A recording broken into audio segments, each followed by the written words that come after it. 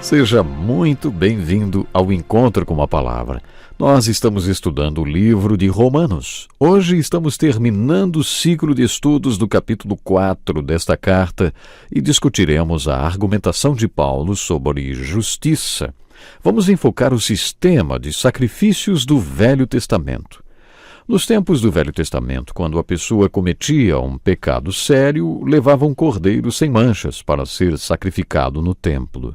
Se o pecado não fosse muito grave, podia levar uma pomba. Se a pessoa fosse pobre, também podia levar uma pomba. Mas se a pessoa fosse rica, levava um animal do seu rebanho, um novilho. Davi era o rei e podia levar todo o rebanho para ser sacrificado se quisesse. Mas no Salmo 51 ele disse: "Não te deleitas em sacrifícios, nem te agradas em holocaustos, senão eu os traria." Os sacrifícios que agradam a Deus são um espírito quebrantado, um coração quebrantado e contrito. Um coração contrito é um coração profundamente arrependido dos seus pecados. Isto é obra de justiça. O coração contrito e arrependido agradava mais a Deus do que um novilho sacrificado. Davi teve a maravilhosa experiência do perdão descrita no Salmo 32, não porque levou sacrifícios para serem oferecidos no altar, mas porque creu, porque tinha um coração contrito. E foi por isso que Deus aliviou toda a sua culpa e o fez experimentar a bênção do perdão.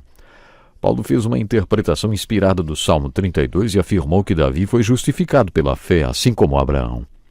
Ele foi declarado justo, não por causa das suas obras, mas por causa da sua fé. Nos primeiros 5 versículos do capítulo 4 de Romanos, Paulo mostrou como o princípio da fé funcionou na vida de Abraão e nos versículos de 6 a 8, como este mesmo princípio funcionou na vida de Davi. Depois, nos versículos de 9 a 12, ele explicou como este princípio da fé funciona na vida de um judeu. Podemos perceber nesses primeiros capítulos que Paulo realmente estava pensando nos judeus quando escreveu esta carta. Nos capítulos 2 e 3, ele escreveu como se estivesse dialogando com um judeu. No capítulo 2, ele falou sobre o que o judeu considerava como base para a sua justiça, a circuncisão e a lei de Moisés. Paulo retoma estes dois assuntos no capítulo 4. No versículo 9, ele escreveu: "Destina-se esta felicidade apenas aos circuncisos ou também aos incircuncisos?" Ele se referia à bênção do perdão descrita por Davi e perguntou se esta bênção era apenas para os circuncisos ou também para os incircuncisos, porque no caso de Abraão, a fé lhe foi creditada como justiça. Quando a fé foi creditada como justiça? Quando ele era incircunciso. E ele recebeu a circuncisão como sinal da justiça pela fé. Fé que ele teve quando era incircunciso, para que fosse o pai de todos os incircuncisos que crescem. E depois foi circuncidado, tornando-se o pai da circuncisão, mas também daqueles que andam nos passos da fé. Abraão teve esta fé quando ainda era incircunciso. Paulo foi um escritor brilhante e inspirado pelo Espírito Santo. Ele escreveu que Abraão foi declarado justo pela fé, conforme Gênesis 15, verso 6. A circuncisão ocorreu apenas no capítulo 17. Entre esses 2 capítulos houve um período de 14 anos. Paulo explica que Abraão não foi declarado justo por causa da circuncisão, afinal, ele foi declarado justo 14 anos antes da circuncisão. Portanto, ele estava dizendo ao judeu que, como a circuncisão não teve nada a ver com a justificação de Abraão, também não tinha nada a ver com a justificação dos outros judeus. A circuncisão não foi a base para a justificação de Abraão, mas sim a sua fé. Paulo explica que isto aconteceu para que ele fosse o pai de todos os que creem sem circuncisão, quer dizer, os gentios. Tudo aconteceu nesta cronologia para que Abraão também fosse o pai dos circuncisos que andam nos passos da fé que ele andou quando ainda era incircunciso. No tempo do ministério de Paulo, os judeus que criam no seu ensino também ensinavam que todos, mesmo depois de crerem, tinham de se tornar judeus para serem declarados justos. Durante toda a sua vida, Paulo lutou contra esta praga que se espalhou por toda a Galácia. Eles estavam sempre onde Paulo passava e diziam às pessoas que tinham se convertido que Paulo não tinha ensinado tudo direitinho e que ainda faltavam algumas coisas, que elas tinham de ser circuncidadas, cumprir a lei e se tornarem judeus para serem salvas. Estes judeus eram uma pedra no sapato de Paulo. Paulo está dizendo justamente o oposto. A circuncisão não tem nada a ver com a justificação. Os judeus, mesmo circuncidados, devem andar nos passos da fé que foram dados por Abraão antes da circuncisão. Em outras palavras, vocês precisam ter o mesmo tipo de fé que Abraão teve para serem justificados. E os que foram justificados pela fé não precisam ser circuncidados, mas os que são circuncidados têm de ser justificados pela fé. Paulo estava se referindo ao princípio da fé na vida de um judeu. Depois, no parágrafo seguinte, dos versículos 13 a 17, Paulo desenvolve este assunto.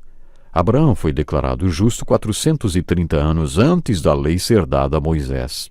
Então, a mesma argumentação que se aplicou à circuncisão aplica-se também à lei de Moisés. A lei de Moisés não tem nada a ver com a justificação. A justificação de Abraão e a justificação de um judeu dos dias de hoje ou de um gentio não tem nada a ver com a justificação de Abraão. Abraão foi declarado justo pela fé 430 anos antes da lei ser entregue para Moisés. Paulo sempre previa perguntas que poderiam surgir e já escrevia as respostas. Então, para que serve a circuncisão? Ele pergunta. Paulo diz que a circuncisão é um sinal, um selo da justiça que vem pela fé.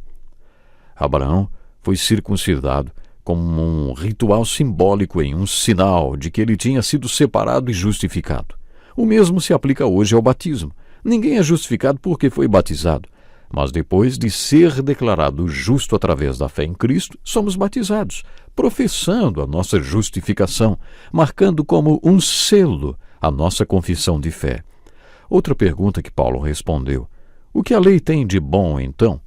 Esta é uma pergunta óbvia, porque os judeus praticamente adoravam a lei de Moisés. A resposta de Paulo no capítulo 3 foi a seguinte: o propósito da lei é apontar o pecado e a necessidade de salvação. No versículo 16 do capítulo 4, Paulo destacou o seguinte: portanto, a promessa vem pela fé, para que seja de acordo com a graça e seja assim garantida toda a descendência de Abraão, não apenas aos que estão sob o regime da lei, mas também aos que têm a fé que Abraão teve. Ele é o pai de todos nós. No versículo 14, ele afirmou: pois se os que vivem pela lei são herdeiros, a fé não tem valor e a promessa é inútil. Esta é uma argumentação muito usada por Paulo em suas cartas. Se pudéssemos ser salvos através de alguma atitude nossa, Cristo teria morrido à toa. Portanto, Paulo falou sobre o princípio da fé na vida do judeu e do gentio. E no versículo 23 escreveu: as palavras lhe foi creditado não foram escritas apenas para ele, Abraão, mas também para nós, a quem Deus creditará justiça, a nós que cremos naquele que ressuscitou dos mortos, a Jesus, nosso Senhor. Isto quer dizer que vale para nós que cremos em Deus, que ressuscitou dos mortos Jesus, o nosso Senhor. Teólogos como Martim Lutero, por exemplo, têm afirmado que os versículos 22, 23 e 24 são os mais importantes de toda a palavra de Deus, porque afirmam que a experiência de Abraão em Gênesis 15, verso 6, foi registrada não apenas para Abraão, mas também para os judeus e os gentios. Essas são as boas novas dessa passagem de Romanos. Abraão foi declarado justo pela fé, para que nós pudéssemos ser declarados justos pela fé. As boas novas foram registradas nas Escrituras por causa dos judeus, dos gentios e também por nossa causa. Isso nos leva a mais uma questão. O capítulo 4 de Romanos fala sobre o princípio da fé na vida de Abraão, de Davi, do judeu, de um gentio, mas principalmente na minha e na sua vida. Qual o significado do princípio da fé na sua vida? Dos versículos 13 a 25, tiramos uma definição da fé que devemos ter aplicada em nossas vidas. Paulo usou a fé de Abraão como modelo, dizendo que Abraão creu em Deus, o qual chama à existência coisas que não existem, como se existissem. Vamos parar para pensar em que circunstâncias a fé de Abraão foi desafiada. Quando Abraão tinha 100 anos e Sara tinha 90 e ainda não tinha filhos, Deus falou que ele teria uma descendência. Biologicamente, isto seria impossível, mas ele creu. Paulo sintetiza dizendo que ele creu em Deus, o qual chama à existência coisas que não existem, como se existissem. Imaginem, Abraão estava quase morto e Sara muito longe da sua idade fértil. Seu corpo já estava seco, mas Abraão tinha o tipo de fé que cria que Deus podia trazer da morte o que já estava morto. O que esse princípio de fé significa para a sua vida? Uma vez um pregador disse à sua igreja que eles seriam os primeiros que subiriam ao chamado do arrebatamento, porque Paulo afirmou que os mortos em Cristo subirão primeiro, e por isso a igreja seria uma das primeiras a subir, ele disse, porque todos vocês estão mortos espiritualmente. Você se lembra do sermão de Ezequiel sobre os ossos secos? Muitos pregadores, quando olham para suas congregações no domingo, lembram-se desse sermão de Ezequiel. Será que dá para sair vida desses mortos vivos? Se você tiver o mesmo tipo de fé que Abraão teve, você verá vida sair de quem está morto. Deus pode tirar vida da morte.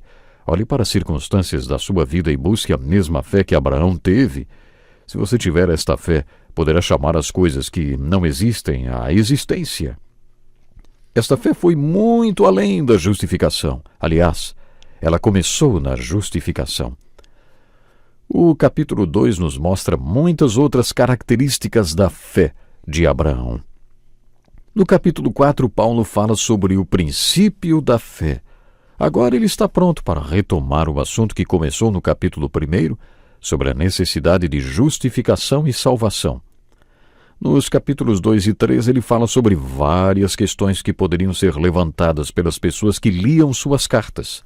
E dos versículos 21 a 31, ele escreveu a parte mais importante desse trecho, anunciando que a justificação é somente pela fé. Esta afirmação moveu Martim Lutero e causou a reforma da igreja. Abraão cria na justificação pela fé, e isto lhe foi acreditado como justiça. É assim que somos justificados e declarados justos. Se somos justificados somente pela fé, então é importante que compreendamos o que é fé. E aí entra o capítulo 4. É aí mesmo que o capítulo 4 fala sobre o princípio da fé. Meu ouvinte, o que o princípio da fé representa para você? Pense nisso. E até o próximo programa. Que lição importantíssima! Este é um estudo escrito pelo Dr. Dick Woodward, na voz do pastor Edson Bruno. Até o nosso próximo encontro com a palavra.